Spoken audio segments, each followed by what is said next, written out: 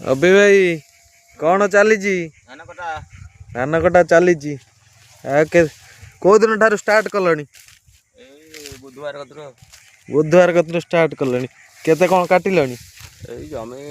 तो एपट सेपट हो मनीष काटि पारे दिन अधे आड़ू साड़ू जा घास आने गाई जो चार्टा आ पुड़े पुड़े कड़ा चली जमी 3 गुंठ काटुची 3 गुंठ से ये बैगण केटा तुमर भल तो बैगण फुल फलैच आ सब भल तो आउ केते काटियो तमे मु 5-10 मिनिट काटि पळैबी गाई गोरु पुरेबी हाँ यहाँ तुम किए आज काटिज नहीं